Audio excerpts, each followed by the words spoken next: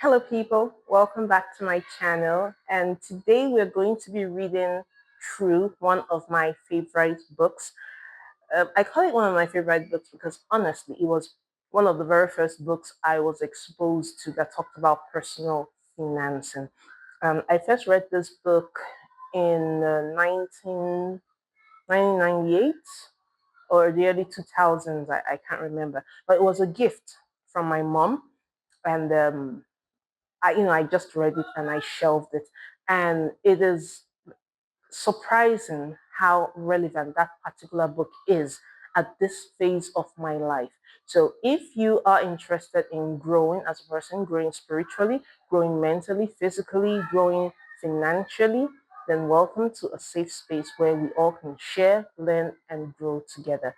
My name is Daisy, and today we're going to be talking about this book, The Richest Man in Babylon. This is my copy. This is an old copy, and you'll see it. And I have thumbed through this copy over and over again. And I was talking to my teenage son some weeks back, about personal financing and why he should have a saving culture, that sort of mother and son talk. And it occurred to me that this book will be able to explain this concept way better than I could.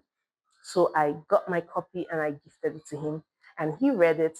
And yes, he was kind of bummed out about the way the language was, King James English and all that. But he got the gist of the book, and it has helped him in his saving culture because I have seen how he is deliberately saving part of his lunch money, saving part of his allowance, and creating a budget and actually trying to stick to that budget, which is far better than what I should have been doing. Because when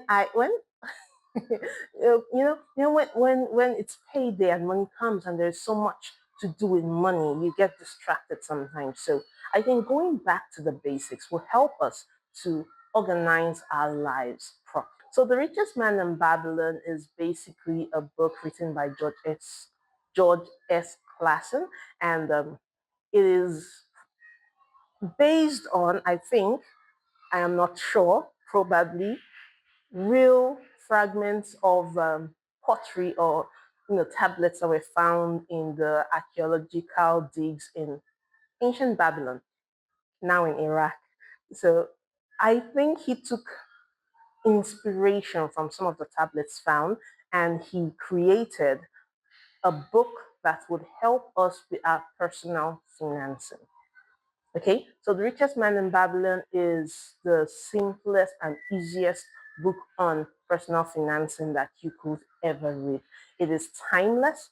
The every principle that was stated in that book works even today, and it will work as long as the earth remains because it is based on timeless, proven principles. So let's dive into it. In chapter one, we we read a story about two friends, the musician and the chariot maker, who were lamenting their poor fortune, how they work so hard, but they can't seem to get ahead. And they remember that a friend of theirs who wasn't any smarter than them when he was in school somehow is now the richest man in Babylon. And this led to their going to meet that friend to find out how did he become so wealthy that he's now known as the richest man in Babylon. And the man was pleased to share with his friends the things he learned that actually helped him on his way to wealth. And the very first principle is that a part of what you make is yours to keep. It sounds so easy, but the fact is, we end up paying everybody first. We pay rent, we buy groceries, we pay loans, we pay off loans. We buy clothes, we pay transportation, and often before the month is over, our accounts are in the red, or if you're like me, it's probably overdrawn. And if you were like me, because I have changed, so we go through this process over and over again, and it doesn't matter how much of a raise we get at the office. It I used to think that getting a raise would actually solve so much of my financial issues until I got the raise and I realized that well, there is no difference. It's like the raise wasn't enough because all of a sudden there were other needs that I could ignore when I did not have the money at all. And now the money was there. I could no longer ignore those needs. And so my needs kept on matching up with my pay. And it's a vicious cycle because I wasn't able to pay off the debt. The debt load was pretty heavy, like I told you guys earlier, and I wasn't able to pay it off.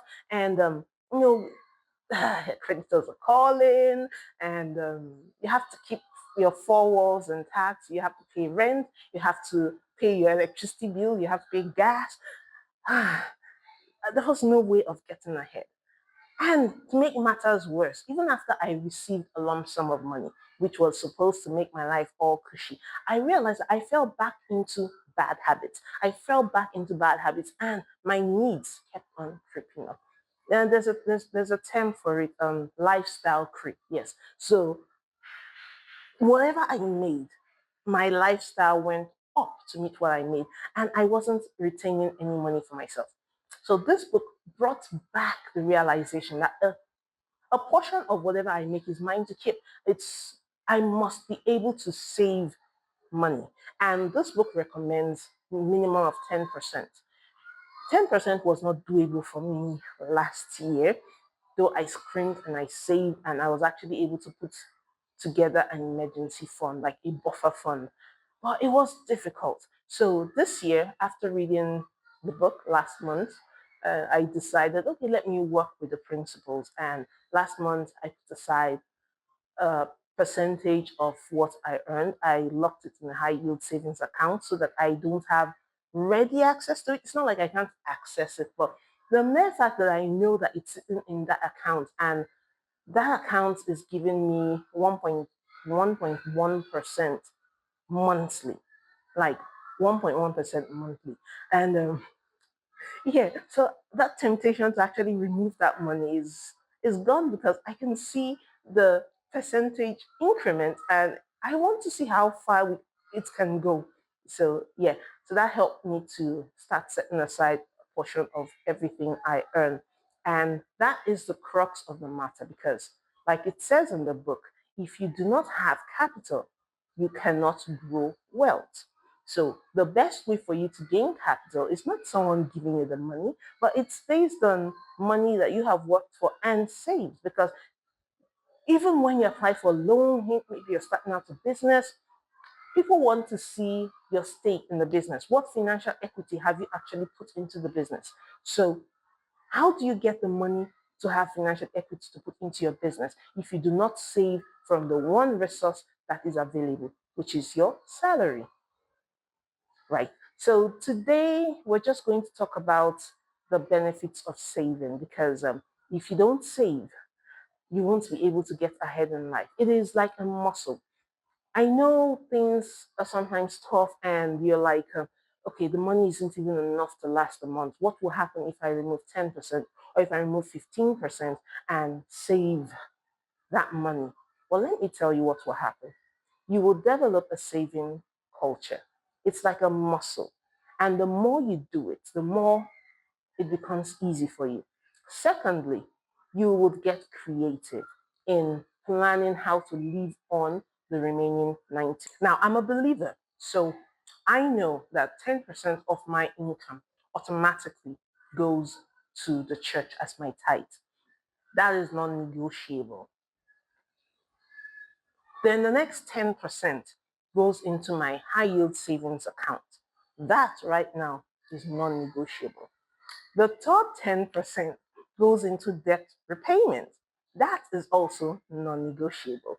So I am left with 70% of my income, which is inadequate, but I'm getting creative in finding ways in order to creatively live on less than what I make. And that is what icons like Dave Ramsey preach. And I talked about the Dave Ramsey's The Seven Baby Steps in the previous video. And I've told you guys how listening to Dave Ramsey actually kept my mindset focused in a particular direction, so that when a lump sum of money eventually came, I knew exactly what to do with the money. It's because I have listened over and over again to the same things that has been taught in the Ramsey Network for more than 25 years now, and it works.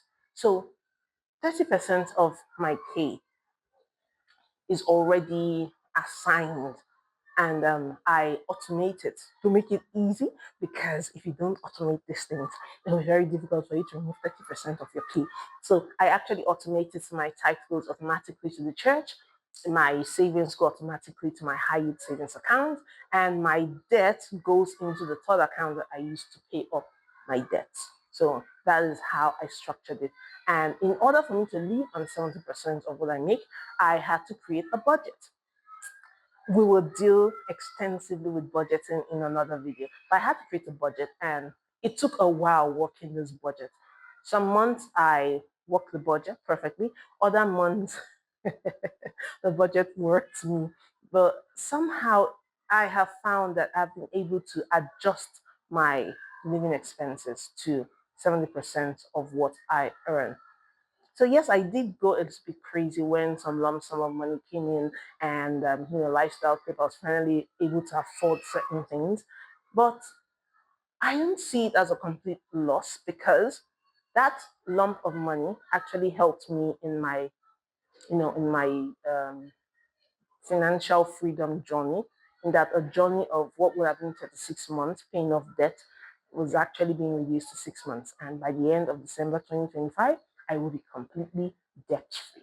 And not just debt free. I will actually have investments that are paying me dividends. And that is so exciting. I'll talk about that in another video. See, the Nigerian economy is not like other climes. It's not like in the US, it's not like in the UK. There are certain things going for us right now. Our interest rates are still kind of high, although it seems to be dropping steadily. And there are opportunities to make money if you know where to put your money. Now, I'm not a financial advisor. I would not advise you on your finances, but I can share with you my life journey, my stories, so that it will help you to also make the right decisions.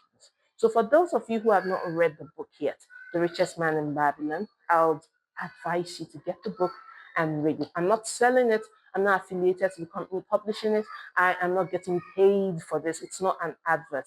It is a book that helped me when I was younger and is helping me now as a woman in my early 40s with a teenage son. And I think it's going to help you also to get your shit together, and we'll all grow financially, mentally, spiritually into the person that you were created to be.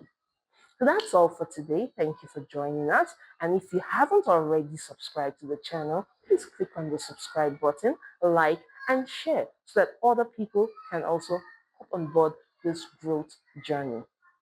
Thank you very much, and have a pleasant day. Till the next video. Bye.